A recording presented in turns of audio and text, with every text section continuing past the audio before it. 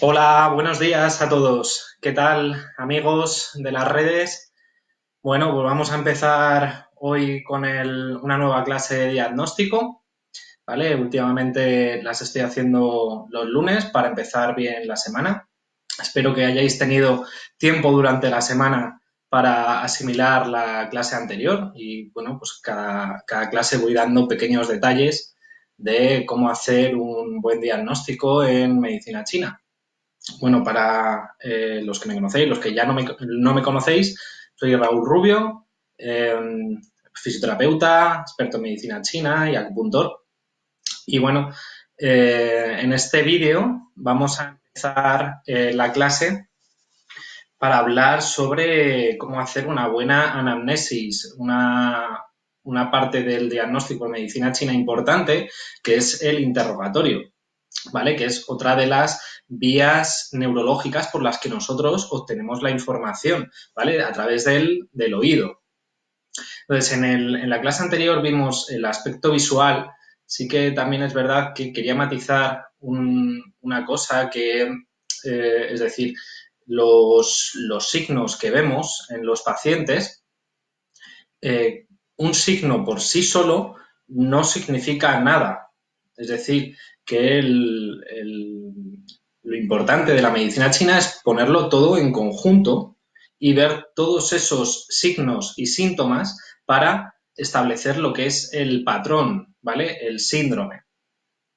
Por tanto, una tos aislada, yo no puedo identificar de dónde viene, ya sea de tos seca o de tos productiva, es un síntoma.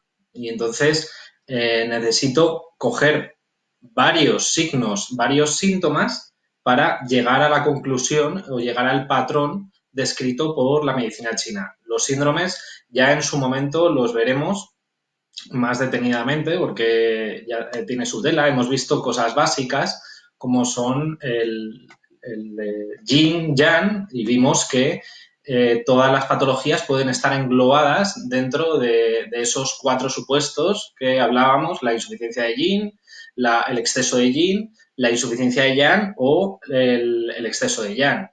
¿Vale? Que eso lo matizaremos más adelante. Ahora vamos a ver cómo hacer un buen interrogatorio y realmente qué es lo que tenemos que preguntar, ¿vale? Hacia dónde tenemos que enfocarnos para llegar a identificar ese patrón o ese síndrome. Bueno, voy a comentar que cuando llega un paciente a la consulta, como dijimos en la clase anterior, lo primero que hacemos es una ojeada visual, ¿no? Lo primero que hacemos es ver su complexión corporal, cómo se está moviendo y ver su color facial, ver su color de la piel, ¿vale? Que es la primera información que nosotros obtenemos. Otra de las cuestiones que nosotros vamos a ver en la persona es su voz, ¿vale? Que entra dentro de lo que sería ya la parte auditiva. Entonces, la voz de la persona nos va a decir mucho. O sea, si la voz es potente o si la voz es débil, ¿vale? Entonces, eso nos habla del elemento metal, como vimos en la clase anterior, y en específico del pulmón, ¿vale? Entonces, personas que vienen con la voz bajita, vienen así, echados hacia adelante, con los hombros retraídos en anteversión, pues ya nos está hablando sobre una insuficiencia en la función pulmonar, ¿vale? Aquellas personas que vienen con la voz fuerte, la voz y con el pecho echado hacia atrás, viene con una característica de exceso, ¿vale? Exceso de pulmón. La primera sería más característica de tipo yin y la otra ya sería más característica de tipo yang, con los hombros echados hacia atrás, ¿vale? Y la voz fuerte, ¿vale? Hay personas que tienen la voz muy fuerte, incluso cuando se ríen o cuando tosen, tienen una voz muy potente y eso lo que ya nos da a indicar que puede haber un exceso, ¿vale? En la función pulmonar. ¿Qué más podemos obtener? Información a través de su voz. Nos fijamos en cómo habla. Es decir, que si hay coherencia verbal en sus palabras, eso lo que nos va a indicar es si la persona tiene coherencia, si tiene sen, ¿vale? El sen, hablaremos si queréis en otro vídeo más extensamente de él, es la traducción literal de clarividencia, pero nosotros en Occidente lo traducimos como la mente, ¿vale? Como la psique de la persona, es decir, que es la manifestación de todos los demás elementos que están en equilibrio, entonces se manifiesta en una mente concorde a lo que hay a su alrededor y lo que él está viviendo. Es decir, que yo, por ejemplo, en el interrogatorio, cuando pregunto a una persona, veo a una persona y le pregunto por alguna cuestión y me responde otra o se queda ausente, ¿vale? Eso ya me está indicando que hay alguna alteración a ese nivel, a nivel del Sen, ¿vale? En medicina china, el Sen pertenece a una de las 3 joyas o 3 tesoros de la medicina tradicional china, ¿vale?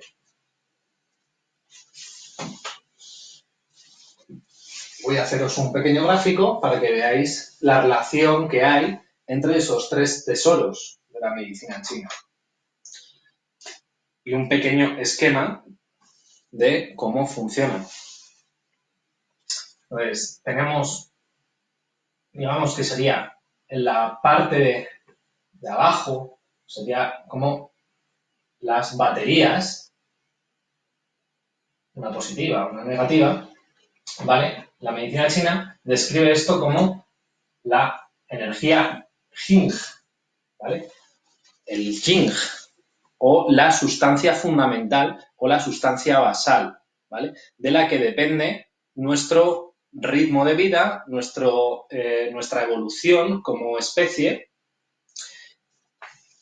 y que tiene una parte adquirida y otra parte heredada, ¿vale? Una parte adquirida por parte de los padres y una parte heredada a través de lo que nosotros ingerimos, a través de la alimentación y de lo que respiramos, la destilación, y nosotros tenemos una serie de reservorios dentro del cuerpo donde se va a almacenar esta sustancia basal o esta sustancia fundamental.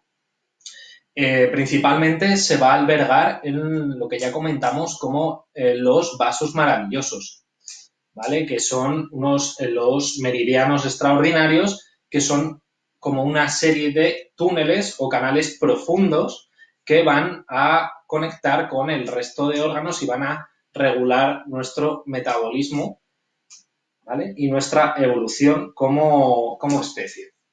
Entonces, el Jing tiene que nutrir a todas las vísceras y a todos los órganos y lo hace a través de los cables, ¿vale? Que sería la parte del chi, ¿vale? El chi o la energía o como lo queramos entender, las funciones fisiológicas del cuerpo.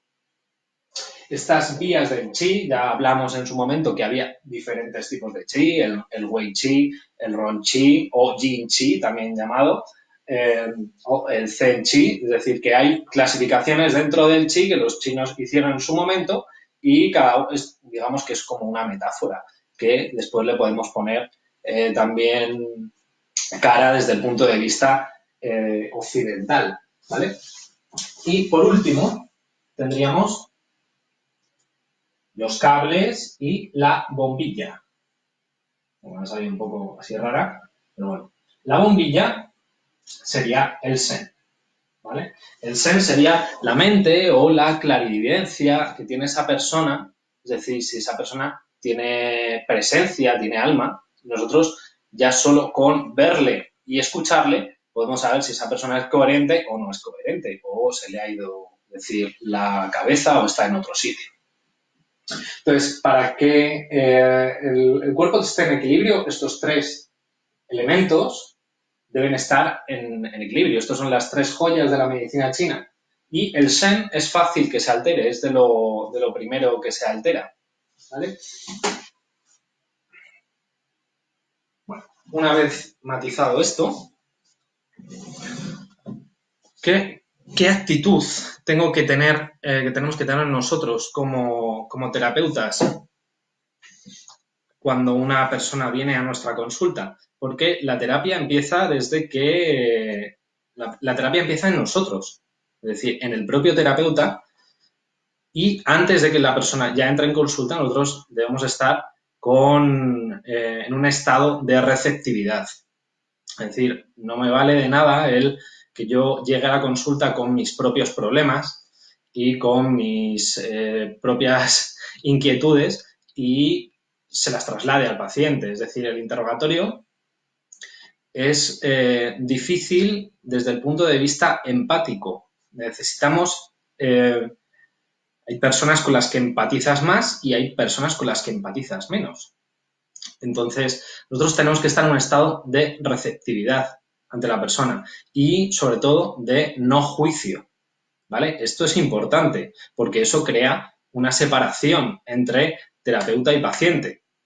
La persona no viene a mi consulta a que yo la juzgue, viene a que la ayude, porque está en un estado de patología y debemos de sacarlo de ese equilibrio, porque la persona, aunque está en patología, aunque está en una enfermedad, está en su propio equilibrio. Lo que viene a nuestra consulta es a que nosotros le saquemos de ese equilibrio de la enfermedad para llevarle a un estado de equilibrio de salud, ¿vale?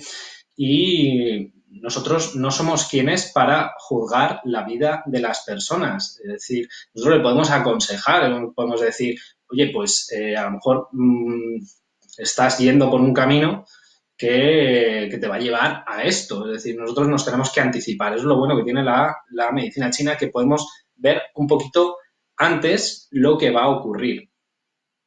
Y eso es importante, ¿vale? ¿Cómo establecemos ese estado de empatía, ese estado de receptividad? Bueno, pues hay un concepto que os quiero explicar que me parece muy adecuado desde el punto de vista sobre todo de la psicología, y esto también lo ha estudiado mucho la PNL, que es el concepto de el rapport, ¿vale?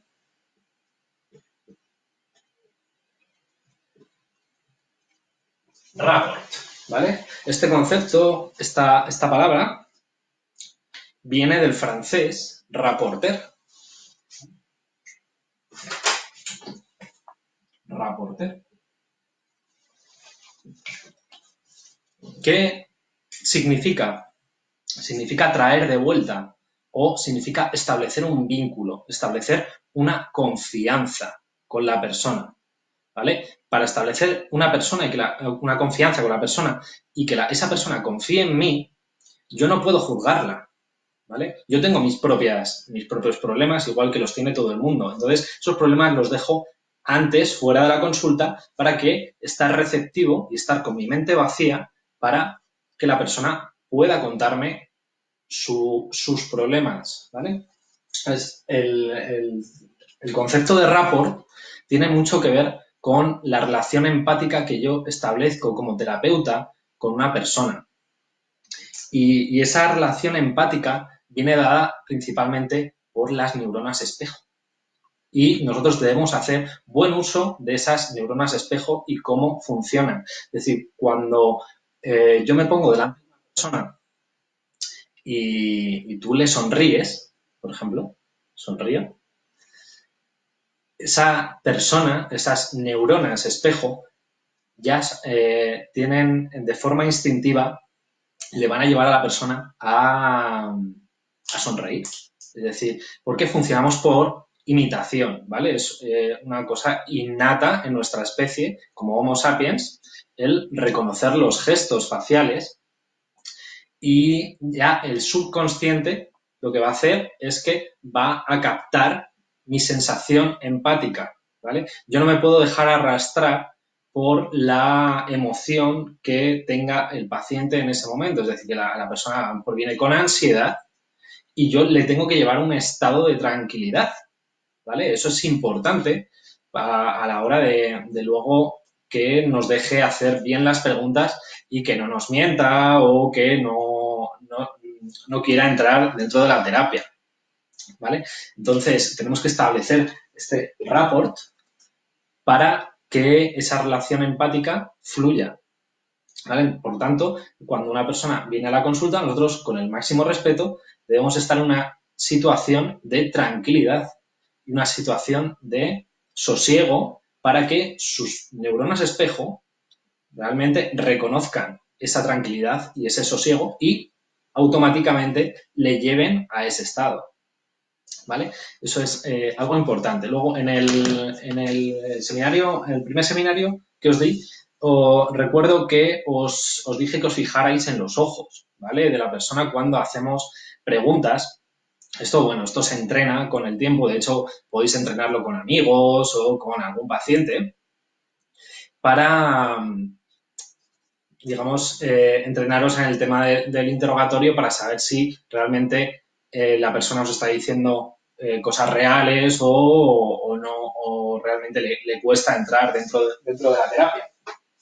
Con respecto a los ojos, os voy a hacer otro gráfico, ¿vale? Bueno, aquí un ojo, otro ojo, más o menos.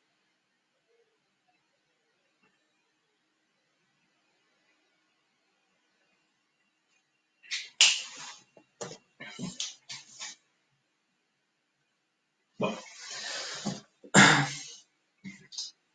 al hacer preguntas, sobre todo en el interrogatorio, si queréis utilizar esta técnica, debéis estar cerca de la persona y estar muy atentos al movimiento involuntario de sus ojos, ¿vale?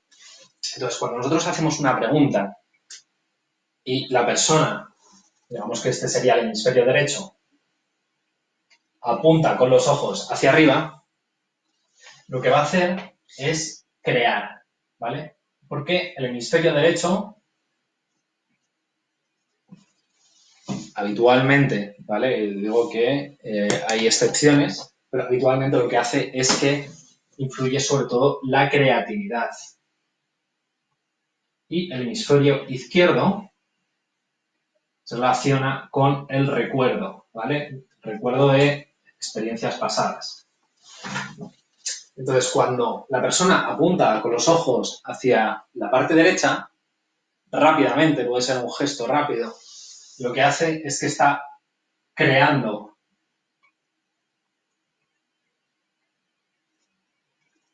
visualmente. Está buscando, creando visualmente. Si la persona mira hacia el lado, lo que hace es crear auditivamente.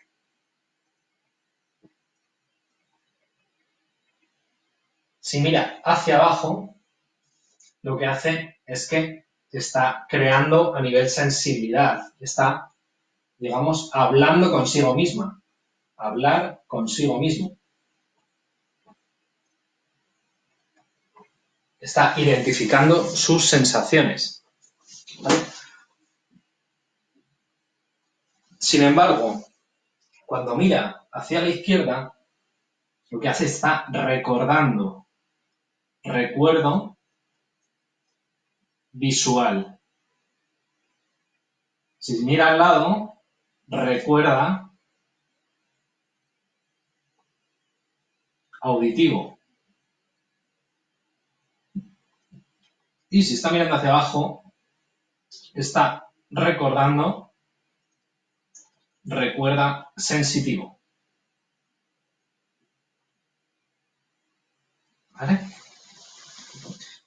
Es importante y se lo podemos tener en cuenta porque si nosotros le hacemos una pregunta y mira hacia la izquierda, por ejemplo, ¿cuándo te hiciste, desde cuándo tienes este dolor de codo?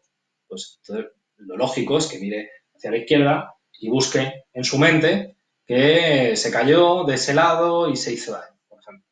O si está mirando a la parte derecha, ya digo, de forma general, pues quizás no es un recuerdo y a lo mejor se lo está, digamos, imaginando, ¿vale? Bueno, matizado eso, voy a continuar con el tema de la voz, ¿vale? Borro aquí y voy con el tema de la voz, porque tenemos cosas más que contar sobre ella. Hemos dicho que una voz fuerte está indicando, demasiado fuerte me refiero, puede indicar un exceso en pulmón y una voz débil puede indicar una insuficiencia a nivel de pulmón, ¿vale? Pero luego es identificar cómo habla, ¿vale? El habla. Si habla rápido,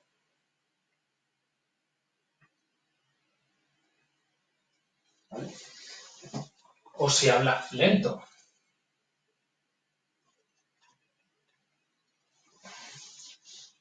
El habla tenía que ver con el elemento fuego, ¿vale? El elemento fuego hacía referencia al corazón y también lo que os he comentado del Shen, también se dice en medicina china que el Shen se alberga en el corazón, ¿vale? Hablaré sobre ello más adelante, ¿vale? Hay un Shen que es global y hay un Shen de cada órgano, ¿vale? Digamos como una especie de condición propia de cada órgano, pero el Shen total sería el del corazón, ¿vale? Entonces, ¿cómo habla? Nos está hablando sobre información sobre el elemento fuego, sobre su corazón, cómo está funcionando.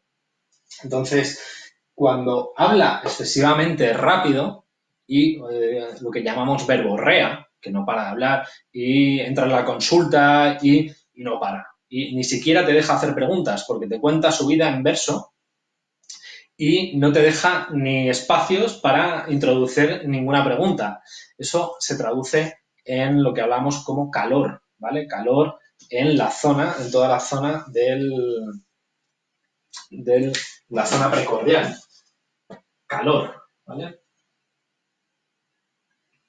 En toda la parte del elemento fuego.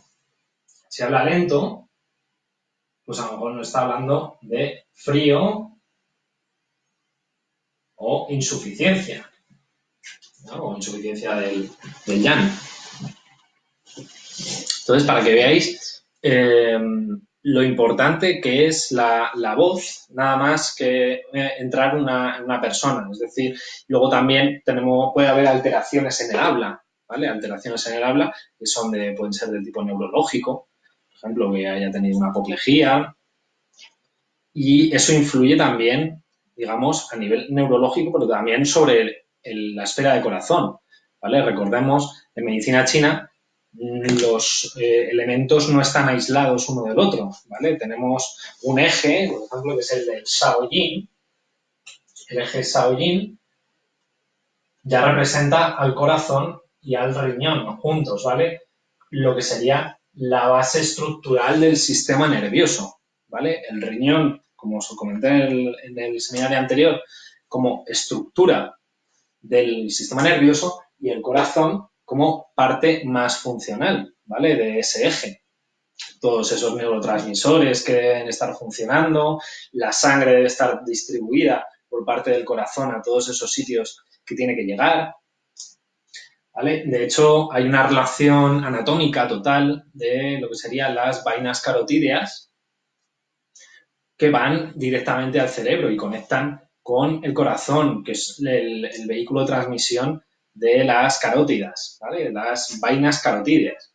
Hay una relación anatómica total entre el corazón y el cerebro. Vale, voy a borrar aquí.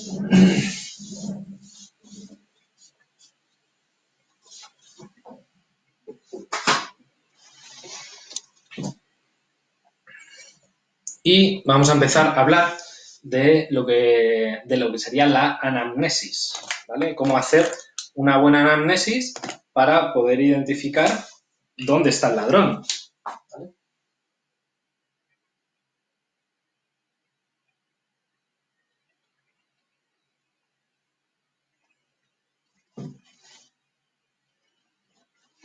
yo ya he obtenido mis datos a nivel visual, a nivel auditivo y dentro he establecido un vínculo empático con esa persona, ¿vale? El interrogatorio quizás dure en la primera consulta, a lo mejor no sacamos toda la información, ¿vale? Entonces necesitamos de más sesiones o más tiempo para ir recabando esa información, pero ya algo debemos de encaminar el tratamiento.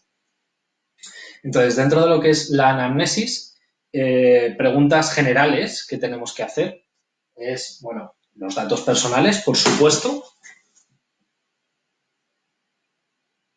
dentro de las preguntas básicas, los datos personales, el nombre, la edad, ¿vale? Porque es importante saber la edad de la persona para saber en qué estado de la vida está, el sexo, evidentemente, si tiene mucho o poco, broma. Porque hombres y mujeres somos diferentes, ¿vale? Y luego hay preguntas que van a ir más encaminadas a, por ejemplo, el tema de la mujer y en ese sentido es importante. Luego, motivo de la consulta, ¿vale? Motivo de la consulta. Y es importante también, voy a matizar aquí, que con respecto a nosotros como función, como labor como terapeutas, debemos de centrarnos en el motivo de la consulta.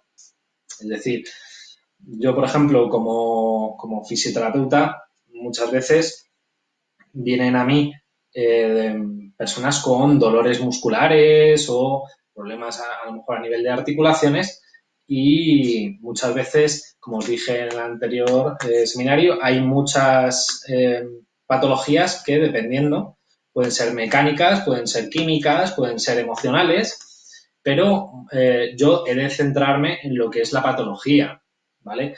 Es decir, hay problemas emocionales muchas veces los tiene la persona y muchas veces te cuesta entrar dentro de lo que es sus emociones. Hay veces que ni siquiera es necesario entrar o es recomendable remover a la persona. Entonces, de momento, en una primera consulta, yo me voy a ceñir al motivo de la consulta. Es posible que la persona venga con un dolor de hombro, pero que además venga asociado con insomnio, taquicardia, con sudor nocturno, es decir, pero viene a mi consulta por un dolor de hombro, ¿vale? Me voy a centrar por ahí, aunque el resto de signos, síntomas puedan mejorar, ¿vale?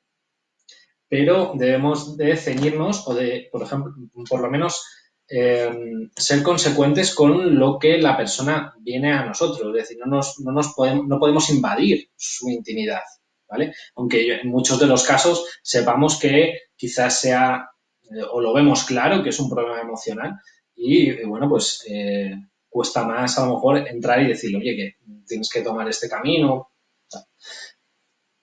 Hay que tener en cuenta, dentro de lo que son los datos personales, también su actividad laboral, ¿vale? Actividad laboral.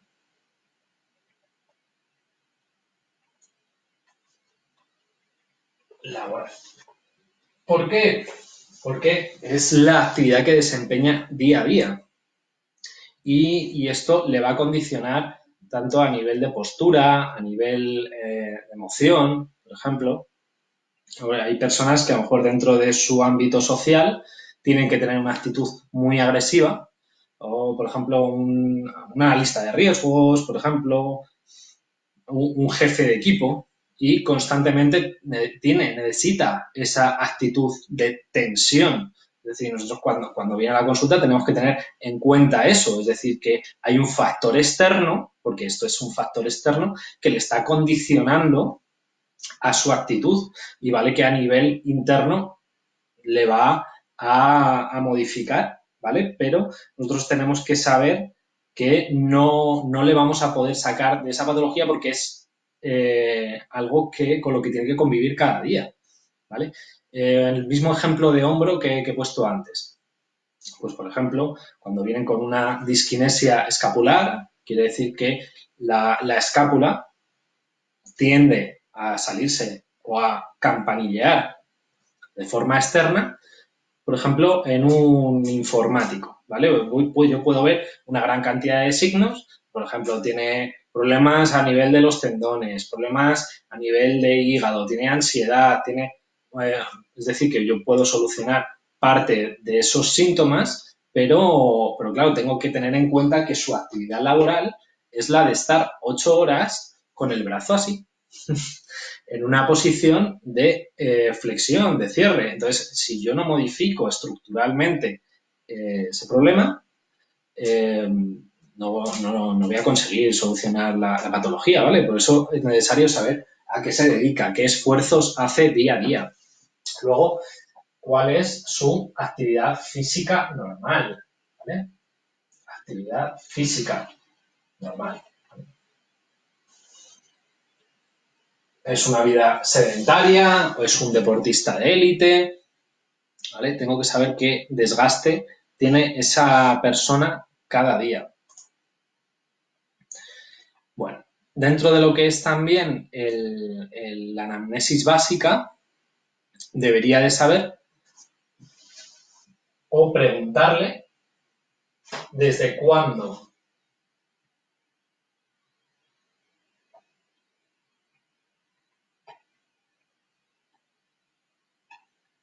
ha aparecido esa patología, ¿vale? El tiempo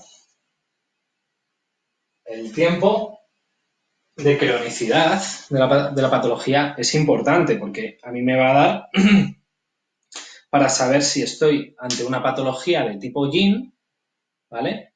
Que hablaríamos de una patología más crónica.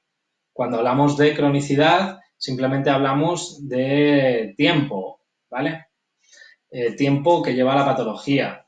O sea, hay diferentes criterios con respecto al tema de la palabra crónico, si hay degeneración estructural o si se tiene en cuenta el tiempo, ¿vale? En medicina, normalmente cuando ya han pasado 1 mes y medio, 2 meses, a la patología se la considera crónica, entre comillas.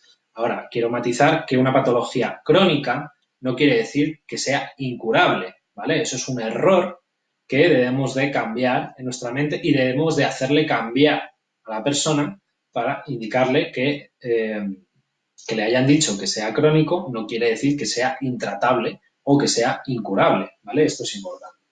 Luego, si la patología es reciente, nosotros estaremos en una patología de tipo Yang, ¿vale? De tipo aguda. Entonces, se trata de forma diferente, ¿vale? No es lo mismo una epicondilitis aguda, en la que yo trato de una forma para bajar o mejorar esa inflamación aguda o a un nivel crónico en la que voy a necesitar a lo mejor un poquito más de ayuda desde otras perspectivas, ¿vale? Entonces, ¿desde cuándo, ¿vale? Lleva esa patología? Y, sobre todo, importante, también otra pregunta, aparte de desde cuándo, ¿a qué lo achaca? ¿A qué lo achaca la persona, ¿vale?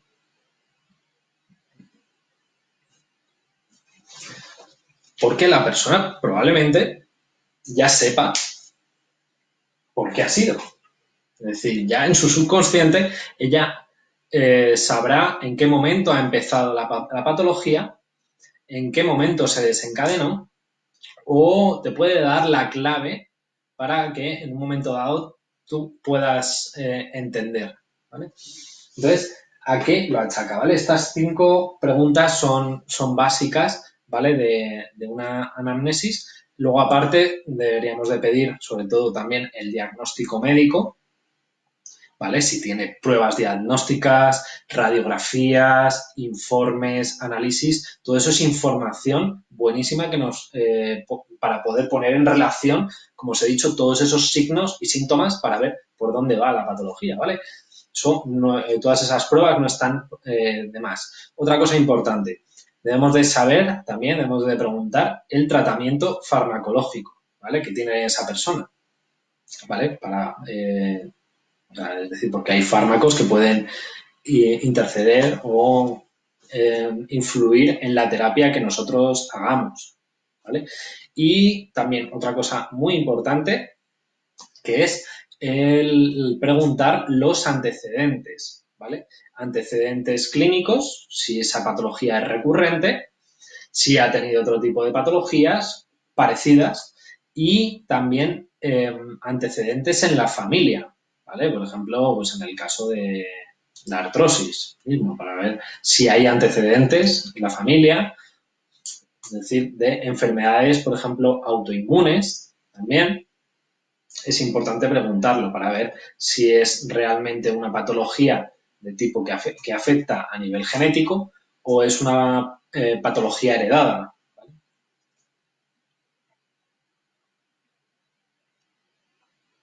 Vale. Vale. Una vez que tenemos estos datos básicos, ya podemos iniciar el interrogatorio dirigido, ¿vale? Estos son preguntas generales para ponernos en situación. Y después debemos hacer preguntas dirigidas, ¿vale?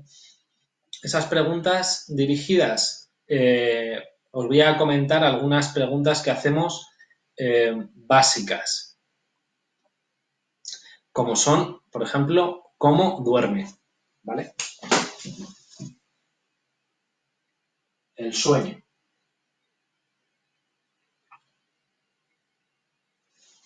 El sueño es una de las preguntas que yo por lo menos siempre hago en consulta y es ¿qué tal duerme la persona? Porque eso me va a dar muchos datos de si la persona está recuperando por la noche o no está recuperando. Es decir, por la noche se recupera la parte yin, ¿vale?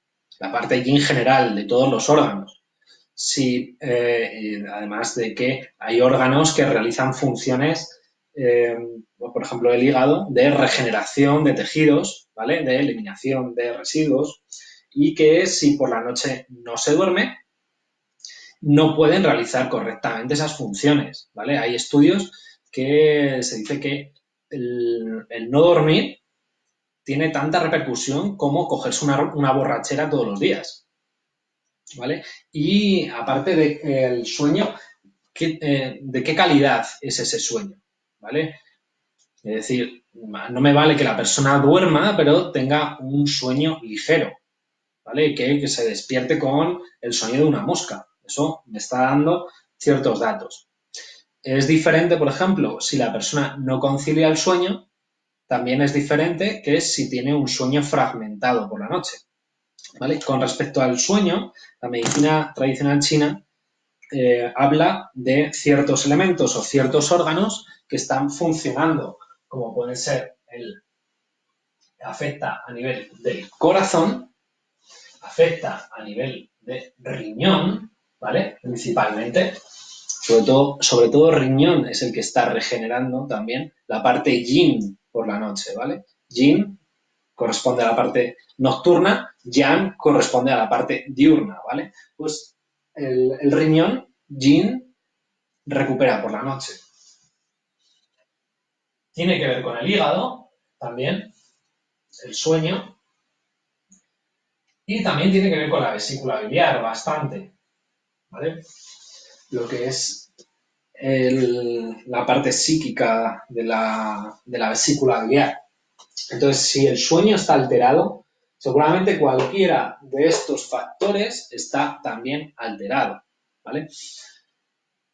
¿Cómo lo identificamos? Pues cuando hay una falta de conciliación del sueño, el que suele estar alterado, la falta de conciliar, es el hígado, ¿vale?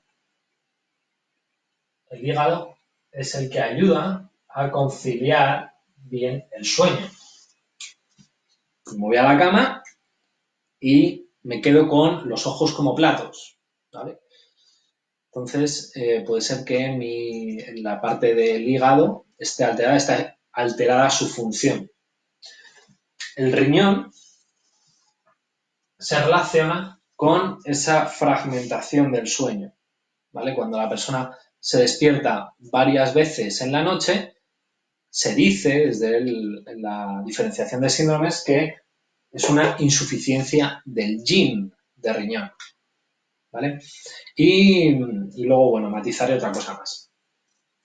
Luego, con respecto al corazón, como os he comentado antes, el riñón y el corazón establecen un eje, ¿vale? Si el riñón está desequilibrado, el corazón también lo va a estar. El corazón, como os he comentado, alberga la parte mental de la persona.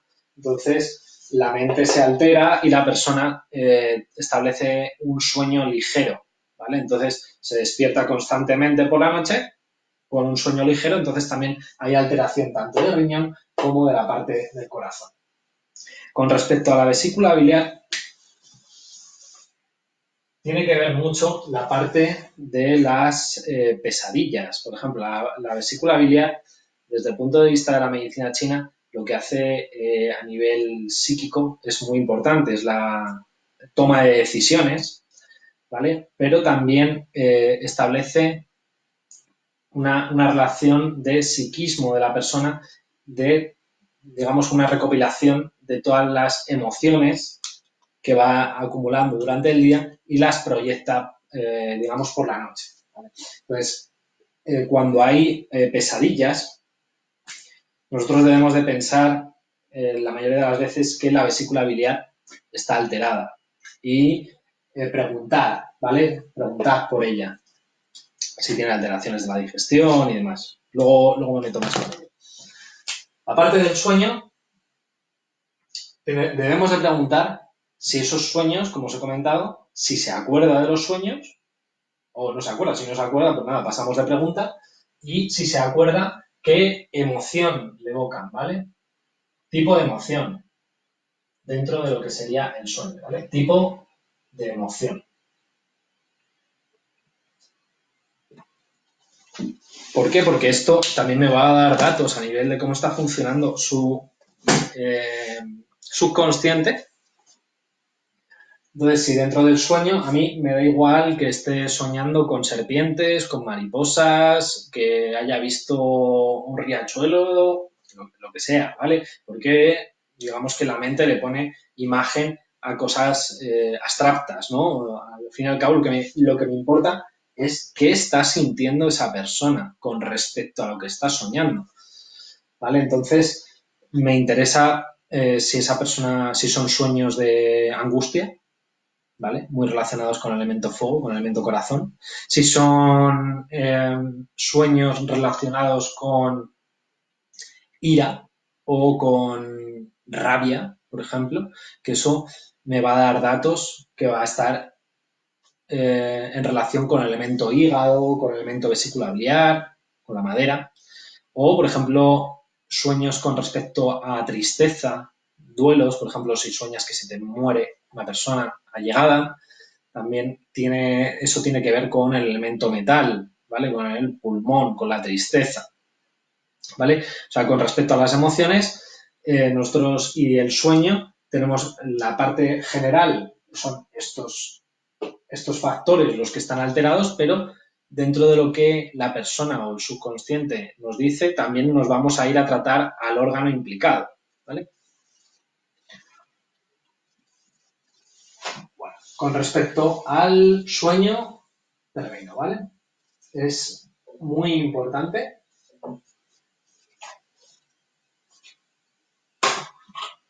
a nivel neurológico, como sabemos, el sueño. ¿Qué más voy a preguntar?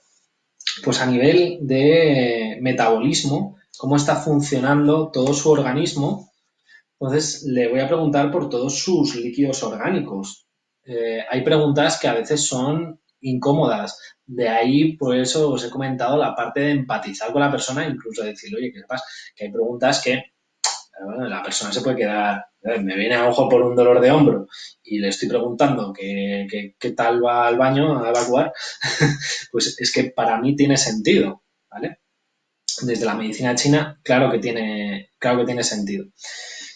Entonces, le vamos a preguntar qué tal va el baño, ¿vale? ¿Qué tal evacúa?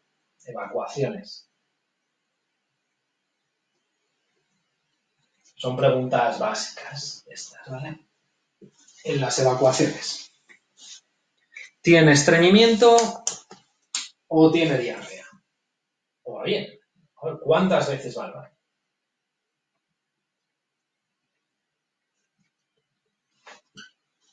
Estreñimiento, diarrea.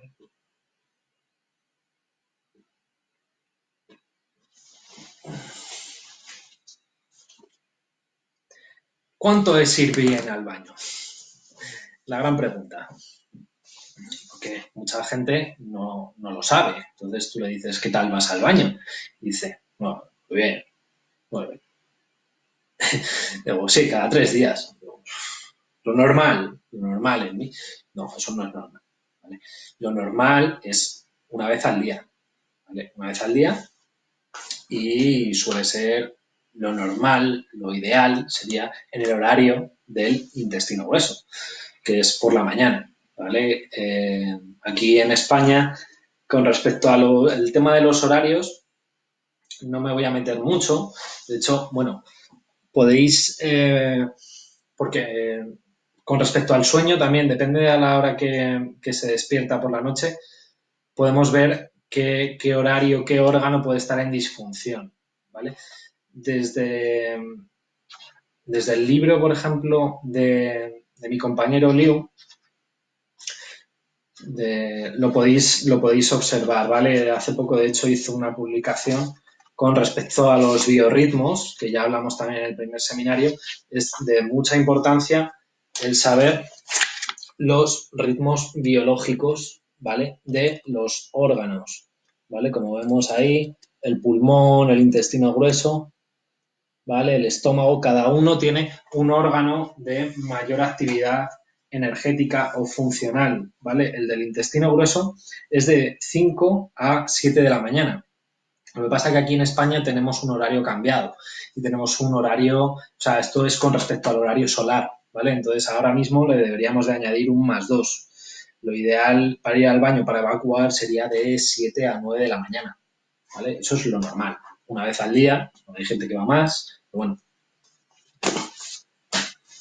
no una vez cada 3 días. Entonces, con respecto al estreñimiento, hay ¿qué nos puede decir? Pues, por ejemplo, que la persona a lo mejor está más alterada, tiene más estrés, su sistema simpático, en definitiva, está funcionando más a un mayor ritmo que el parasimpático. O sea, estuve hablando también de los sistemas simpático y parasimpático. Cuando uno está funcionando, el otro no está funcionando, ¿vale? Eso es importante. Entonces, eso desde el punto de vista de la biología lo podemos entender, eh, por ejemplo, cuando tenemos a un león delante y nosotros acabamos de comer,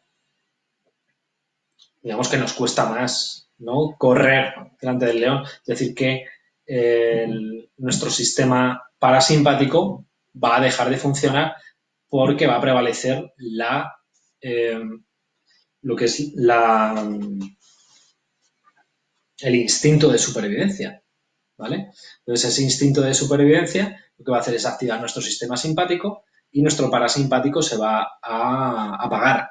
Entonces, todo lo que sea la parte de digerir, esas funciones digestivas se van a parar. Entonces, no se puede correr, no se puede hacer deporte con el estómago lleno, ¿vale? Eso lo habréis comprobado, ¿vale? Que si te metes una comilona y luego te vas a correr, pues te puede dar un corte de digestión fácilmente, ¿vale? Entonces, esas personas que constantemente están en estrés, en una simpaticotonía, pueden presentar signos de estreñimiento, ¿vale? O aquellas personas que salen de casa y no pueden, digamos, hacerlo más que en su propia casa, que es cuando ellos se relajan, ¿no? Es, digamos, la respuesta adaptativa a lo que es el entorno, ¿vale? Y bueno, eso tiene que ver, por ejemplo, con la relación que existe entre el elemento madera, ¿vale?, que provoca esa tensión con respecto al elemento metal, ¿vale? Y luego, Con respecto a, bueno, con respecto al estreñimiento, puedo comentar también, hay un tipo de estreñimiento que se llama el meteorismo, ¿vale? Meteorismo. El meteorismo, que es las heces en forma de bola de cabra, ¿vale? Como bolitas, como los conejos. Y lo que indica es esto sí que es clave dentro del diagnóstico de diferenciación de síndromes, un estancamiento del chi del hígado o de la función hepática, ¿vale? La función hepática. Con respecto a la diarrea, voy a comentar que hay diferentes tipos de diarrea, ¿vale? Entonces también puede ser por estancamiento de chi del hígado o explotación de lo que sería el hígado a la parte del estómago, a la parte digestiva. La diarrea puede estar provocada por frío también, y dependiendo de en qué momento se produce, si es matinal o si es durante todo el día, ¿vale? Está indicando primeramente una insuficiencia del chi del bazo páncreas o de la función del bazo páncreas, sobre todo cuando hay alimentos no digeridos en las heces, una falta de absorción de los nutrientes, ¿vale? Y de eso, de la parte de absorción y distribución de esos nutrientes, se encarga el bazo páncreas. Y luego tenemos otra que es la típica, la diarrea matinal, ¿vale? Que también nos habla de la insuficiencia del chi de riñón, ¿vale? Cuando hablamos de insuficiencia del chi, cuando hablamos de insuficiencia del yang, ¿vale? Tenemos que entender que esto es una graduación, ¿vale? Normalmente primero se afecta el chi y si la patología perdura en el tiempo, se llega a afectar el yang, ¿vale? Si la patología perdura mucho en el tiempo, acaba afectando a toda la función, ¿vale? Y ahí ya estaríamos hablando de una deficiencia de yang. Puede ser que un alimento te haya sentado mal en un momento puntual y muestres en el diagnóstico una insuficiencia de la función del bazopáncreas, una función del riñón, pero como digo, si eso se perpetúa en el tiempo, ya puede afectar a una parte mayor, ¿vale? A una parte funcional mayor de toda la función. Bueno, con respecto a eso, también hay veces que aparece sangrado, ¿no? Sangrado en las heces. ¿Esto qué nos quiere indicar? Puede ser algo puntual, puede ser una heridita, puede ser un hemorroide, pueden ser melenas, ¿vale? También le preguntamos, ¿vale? A la persona. Si hay sangre en las heces y de qué tipo es, ¿vale? Hay personas que después de ir a evacuar se limpian y tienen, digamos, manchitas de sangre, ¿vale? O aparecen gotitas. Eso también está hablando de el chi del bazo páncreas, ¿vale? Insuficiencia del chi del bazo páncreas. Y dice que el bazo páncreas tiene que controlar la sangre. Si no la controla, pues pueden aparecer este tipo de patologías, suelen asociarse a hemorroides también. Hemorroides. Hay una prueba que se puede confirmar las hemorroides, si la tiene, y es mirando el frenillo. Nosotros le pedimos a la persona que levante el labio y si vemos un puntito blanco en la zona del frenillo, ¿vale? Es como el inicio del canal y lo que es el recto, el ano, es el final del canal, ¿vale? Entonces, si presenta un puntito blanco en el frenillo, nos está indicando que hay una alteración en el tracto del intestino. Es decir, nos puede dar indicaciones sobre si esa persona tiene hemorroides o no tiene alguna alteración a ese nivel, ¿vale? Luego, otra cosa serían las heces negras, ¿vale? Otra cosa serían las heces negras.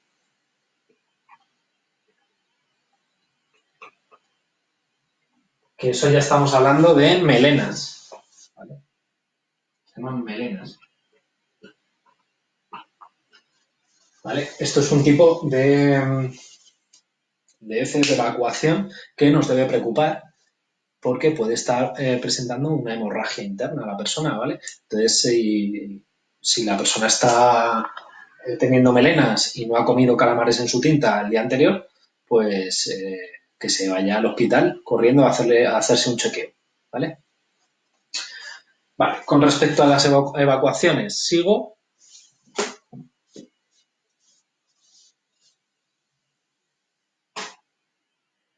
Con la orina, ¿vale? También preguntamos cómo es la orina. Si la orina es clara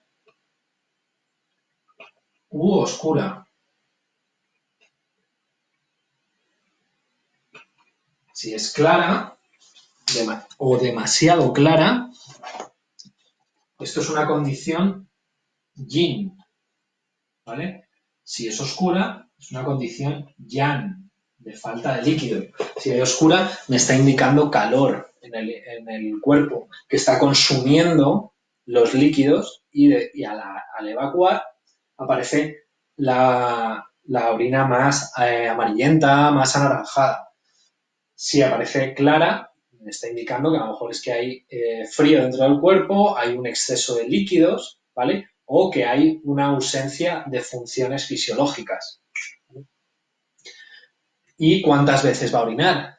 Con lo que quería matizar del sueño de antes, quería preguntar por la noche, si se despierta por la noche, si le despiertan las ganas de orinar, ¿vale?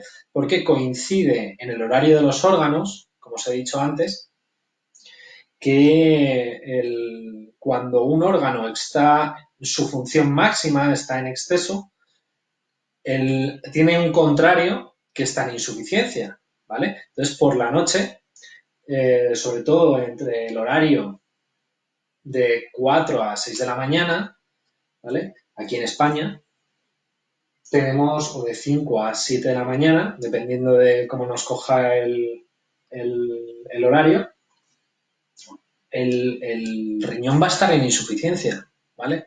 O sea, en ese momento nos dice si la persona tiene que ir al baño, pues ya nos está indicando una insuficiencia de riñón, ¿vale? Esa persona, pues, insuficiencia de riñón se puede traducir a lo mejor en problemas de próstata, ¿vale? Entonces, también nos puede indicar para que se vaya a hacer un chequeo. ¿Qué más podemos preguntar acerca de los líquidos corporales? Preguntamos también sobre el sudor, ¿vale? Sudor. Una pregunta típica que suelo hacer en consulta. Si la persona suda espontáneamente, ¿vale? Es normal que, por ejemplo, si se va a hacer actividad física, pues que sude. Pero estando parado, así tal como estoy yo, que me ponga a sudar no es un buen síntoma, ¿vale? Es algo que me está diciendo el cuerpo. Entonces, el sudor representaba a la espera de corazón, ¿vale? O sea, es líquido de corazón. Y dependiendo de por dónde se suda, me va a indicar un poco el órgano que está en disfunción, ¿vale? Entonces, si hay sudor en las palmas de las manos, la hiperhidrosis, por ejemplo, me está hablando de alteración a nivel del corazón, directamente. Y matizo otra cosa. Sudor no, digo, está implicado, es líquido de corazón, pero el quien lo controla es el pulmón. ¿Vale? O sea, cualquiera de estos dos órganos puede estar en disfunción, el corazón o el pulmón. El pulmón porque, como dijimos anteriormente, es el que se encarga de la apertura y cierre de los poros de la piel. ¿Vale? Recordad que la piel era territorio del pulmón en medicina china y lo que hace es gestionar esa apertura y cierre de poros. Entonces, tenemos que pensar en estos dos órganos y después preguntar por dónde está sudando. Entonces, si está sudando por las palmas de las manos, está haciendo más referencia al corazón, ¿vale? Y hablamos de una insuficiencia del yin de corazón, ¿vale? O el sudor es líquido y pertenece a la esfera del yin. Si está sudando por las plantas de los pies, está hablando de la parte de riñón más, ¿vale? Entonces, estaría alterado. Puede estar alterado el corazón, puede estar alterado el pulmón, pero en la planta, pues, tiene más que ver con la parte del riñón. Si suda por todo el cuerpo,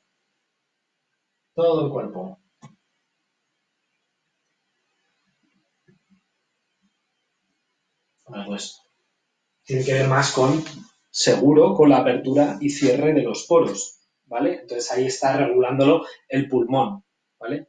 El pulmón puede estar en desequilibrio. Luego hay patologías en las que el sudor puede aparecer no solo en la palma de la mano y en las plantas, sino que aparece también en los tres sitios, en la palma, en la planta y en el pecho. Lo que se dice en la tradición china, los 5 corazones. Eso habla también de una insuficiencia del yin general. Hay patologías, por ejemplo, en las que la persona suda la mitad del cuerpo, ¿vale? Esto puede ser una alteración neurológica y debemos de prestar atención porque puede ser un signo de precoz de accidente cerebrovascular, ¿vale?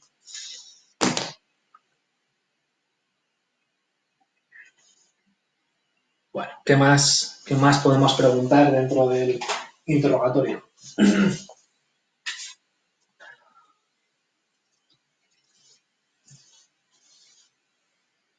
Una cuestión muy importante desde el punto de vista metabólico es su alimentación. ¿Eh?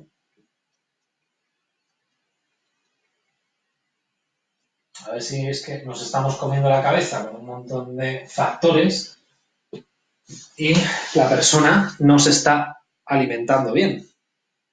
Y claro, que es alimentarse bien. Porque ahí hay muchas teorías. Bueno, pues en ese caso habría que hacerle un estudio nutriciológico de la persona, un estudio de alergias, es decir, que pueda afectarle.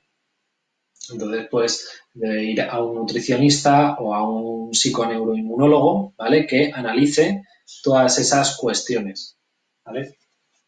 Porque puede estar alterando su sistema inmunitario y también todo su sistema metabólico, ¿vale? Entonces, hay alimentos que a lo mejor a mí me vienen bien, pero a lo mejor a otra persona no, ¿vale? Por ejemplo, hay alimentos, por ejemplo, pues como el melón o el pepino, ¿vale? Que te pueden repetir y a lo mejor a la otra persona le sienta bien. Pasa igual que los lácteos, no me voy a meter en ese berenjenal para hablar de ellos. ¿Vale? Hay muchos estudios, hay gente que le va bien y hay gente que le va mal. ¿Vale? La cuestión es alimentarse de una forma también equilibrada y relajada. ¿Vale? Como os he dicho antes, no puedes comer y salir corriendo. O sea, es decir, que lo hagas en una actitud tranquila. Puede ser que te prepares el mejor plato del mundo, una lubina, que sí, con sal de rosa del Himalaya, tal, y sin embargo, si te la comes cabreado, a lo mejor te sienta peor que irte a un Burger King, ¿vale?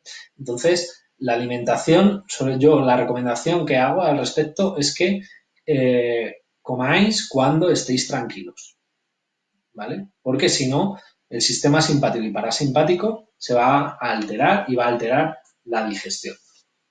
Aparte de cómo se come, después debemos de preguntar sus digestiones. ¿Vale? ¿Qué tal hace la digestión? ¿Tiene reflujo la persona después de comer? ¿O tiene borborismos, por ejemplo? ¿Tiene sonidos en el intestino, en el estómago? ¿Le sienta pesado?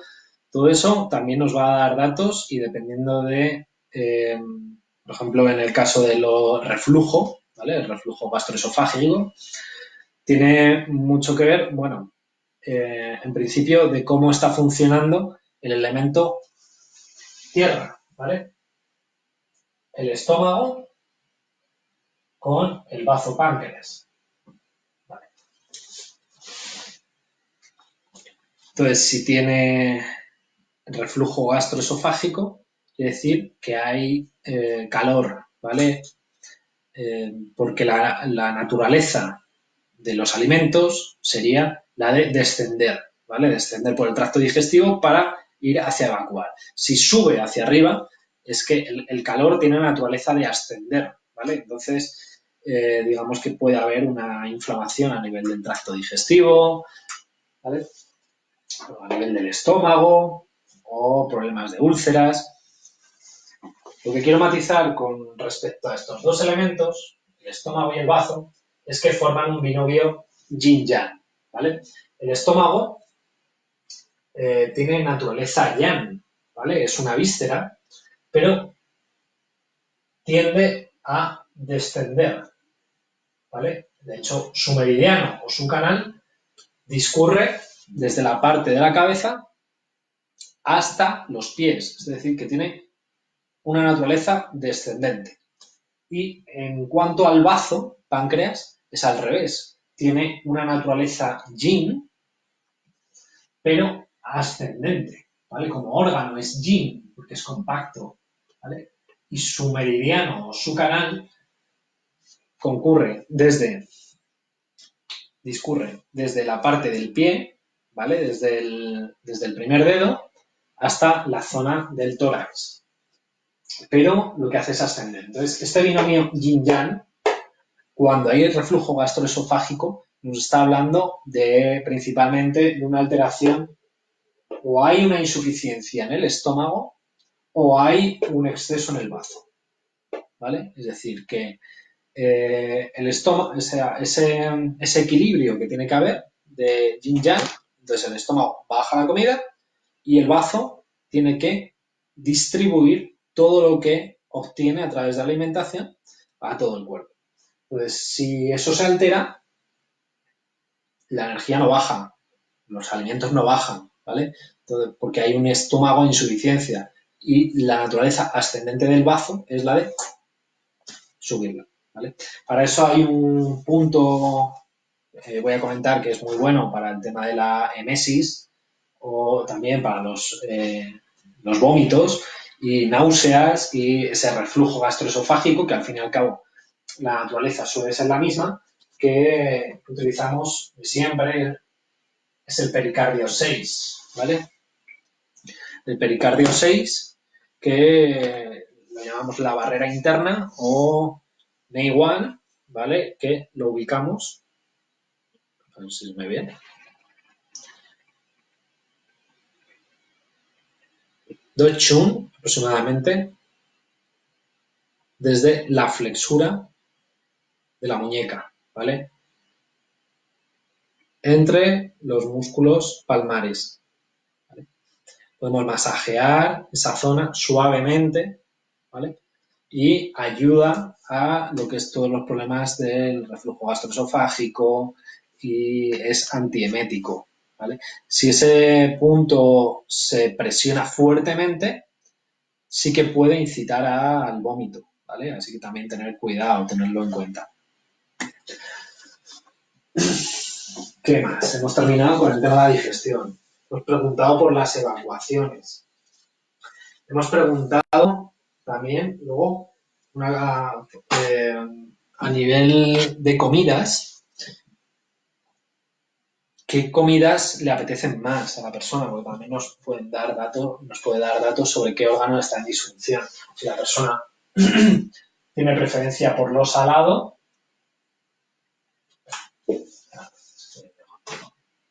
si la persona tiene preferencia por lo salado o por lo dulce, si tiene preferencia por lo ácido o por el picante, acre, ahora matizo también esto, o si tiene preferencias por los amargos, ¿vale? A la hora de comer. Si tiene preferencia en la comida por la comida salada, nos está hablando en disfunción el riñón, ¿vale? El salado representa el riñón. El dulce representa al bazo, páncreas. El ácido representa al hígado. El picante representa al pulmón o el sabor acre. El amargo al corazón. Con respecto al picante, quiero matizar una cosa al respecto del sabor, porque el picante en sí no es un sabor, ¿vale? Es una condición que tenemos debido a la presencia de fibras C posganglionares, que son fibras, son neuronas que transmiten la sensación de dolor. ¿Vale? Es decir, que el picante, realmente cuando nos metemos un alimento picante, lo que hace es que despolariza todas esas fibras C y nos está llegando una sensación de picor, pero en realidad es dolor. ¿Vale? El sabor en sí del pulmón sería el sabor acre. Hay otros autores que digamos que lo han cambiado. La tradición china habla del picante con respecto al pulmón porque lo que hace es que es diaforético, ¿vale? Te hace sudar, ¿vale? Entonces, al sudar, lo que hace es que abre los poros, entonces se escapa el sudor, claro. Vale. Vale, ¿qué más preguntamos también? Esto es si tiene hambre, qué tipo de hambre tiene. Tengo que comentaros también que si queremos tonificar todo un reino, lo hacemos desde el elemento contrario. Es decir, la persona, por ejemplo, me pide salado y yo sé que el riñón está a lo mejor pidiéndome minerales, está en insuficiencia. Si quiero tonificar todo un reino,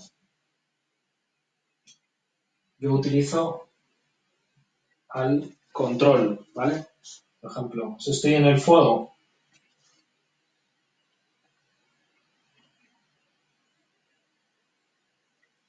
amargo, y aquí el riñón, ¿vale? Salado, llegado, ácido, base, dulce, pulmón, acre o picante. Si yo quiero tonificar todo el elemento con los sabores, se puede hacer, pero tengo que utilizar el contrario, ¿vale? Entonces, si yo quiero tonificar el elemento del riñón, me voy al amargo y tomo un poquito de amargo, ¿vale? Un poquito, o sea, no tengo que tomar mucho. Un poquito de amargo lo que va a hacer es que va a tonificar el reino contrario. Un poquito de ácido, ¿vale? Va a tonificar al pulmón. Un poquito de dulce va a ayudar al hígado.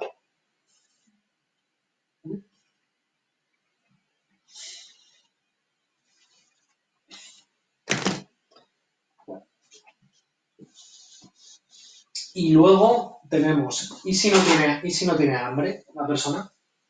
Personas que muestran inapetencia. Hay personas que muestran inapetencia. La inapetencia está hablando del elemento tierra también, ¿vale? Entonces, el bazo y el estómago están en desequilibrio.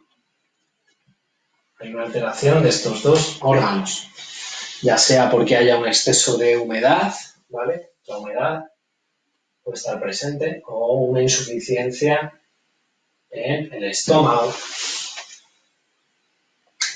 ¿vale? O puede ser que sea de tipo emocional, ¿vale? ¿Os acordáis del tema de las emociones cuando os comenté que el bazo regula la emoción de la obsesión? ¿Cuántas veces nos han dado una mala noticia o estamos preocupados por algo y perdemos totalmente el apetito? No podemos comer, no le puedo meter nada al estómago. ¿Por qué? Porque estoy digiriendo una emoción, ¿vale? Puede ser de tipo emocional. Eso con respecto al hambre. Preguntamos con respecto a la sed también. Oye, ¿tienes sed habitualmente? Pues sí, tengo mucha sed últimamente, no paro de beber agua, ¿vale? Eso también nos está hablando de cuando hay mucha sed de calor, ¿vale? Sobre todo también se localiza en ese elemento, en el elemento tierra, sobre todo en el estómago, ¿vale? Hay veces que la persona tiene sed, pero sin ganas de beber. ¿Cómo es eso? Eso cuando se le junta la humedad, ¿vale? Sed sin ganas es porque hay humedad o un estancamiento de líquidos, ¿vale? Humedad. Debemos de saber también si hay sed de bebida fría o de bebida caliente. También. Eso nos va a decir si hay calor debido a la bebida fría o si es por falta de líquidos, ¿vale? Pues si es por deshidratación. Entonces, pero tiene frío la persona interno, entonces necesitamos meterle algo de calor. Vale. Ya una vez preguntada la sed, también nos podemos preguntar qué tal tiene el pelo, ¿vale? Pelo. ¿Se le cae el pelo? Caída de pelo nos habla de riñón, ¿vale? Principalmente en insuficiencia. ¿Qué está en insuficiencia dentro de lo que es el riñón? La medicina tradicional china nos habla del Jing, de lo que os he hablado antes, la sustancia fundamental, la sustancia basal que rige nuestro ritmo de evolución a lo largo de la vida. Cuando el Jing se debilita, digamos que aparece el envejecimiento. Esto se puede poner en relación, por ejemplo, con, yo lo pensaba con la telomerasa, por ejemplo, que digamos que es la cadena de telómeros, ¿vale? Si está más, cuanto más corta era, digamos que más envejecían, ¿no? Es una de las metáforas que podemos entender a través de la medicina china. Con respecto al pelo, se dice que o es parte de esa insuficiencia de la parte energética del riñón, ¿vale? Y de la base fundamental, o también hablamos del calor en sangre, ¿vale? Calor en sangre. Habla la medicina china, traducido a medicina occidental, un exceso de testosterona mal gestionada, ¿no? Por el cuerpo. Sabemos que la caída de pelo se debe a la dihidrotestosterona, ¿vale? Debido a la enzima de la 5-alfa reductasa. Entonces, por ejemplo, el estrés puede ser un factor condicionante en que haya un aumento de esa testosterona y en función también de la alimentación que lleve la persona, exposición a químicos, esa testosterona se convierte en dihidrotestosterona, que lo que hace es que mata al folículo, ¿vale? Con respecto al pelo, tenemos que tener en cuenta al riñón, pero su manifestación de crecimiento es también el hígado, ¿vale? Entonces nos fijamos en estos dos elementos, el riñón y en el hígado. ¿Qué más podemos preguntar? ¿Qué tal ve la visión? ¿Vale? Si tiene pérdidas de visión, siempre, como os dije en el anterior, vamos a ir al hígado. Si tiene pérdida de audición, vamos a ir al elemento riñón, ¿vale? Si tiene tinnitus o si tiene pitidos en los oídos, también tenemos que preguntar si son bilaterales o si son de un solo lado, porque cada una de esas cuestiones tiene su aquel, ¿vale? No me voy a meter a profundizar mucho más, que ya me estoy yendo mucho de tiempo y no os quiero aburrir. Una cosa que quería hablar, importante también, que es el dolor, ¿vale? El dolor. También podemos preguntar, en las mujeres, como os he dicho antes, son diferentes de los hombres, hay un factor muy importante que es el de la menstruación, pero sobre eso no me voy a meter, ¿vale? Porque es de largo recorrido. Pero sobre el dolor sí, ¿vale? Voy a preguntar qué tipo de dolor tiene la persona. Y la mayoría de las consultas, de hecho, son por dolor en nuestra consulta. Entonces, dolor. ¿Vale? Sobre el dolor también podríamos hacer un seminario entero, pero cosas básicas a tener en cuenta de la medicina china. ¿Cómo es el dolor? ¿Vale? Localización del dolor. A través de la localización yo puedo entender a qué canales se está afectando. ¿Vale? Si está afectando a los canales, por ejemplo, del hombro, canales yang en la parte externa, o si me está afectando a los canales yin por la parte interna. Desde el punto de vista de su naturaleza, tenemos dolor de tipo, por ejemplo, quemazón.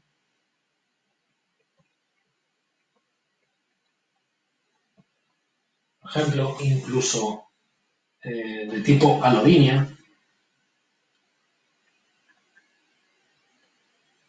Alodinia es un tipo de dolor en el que el nervio está afectado, la estructura puede estar dañada.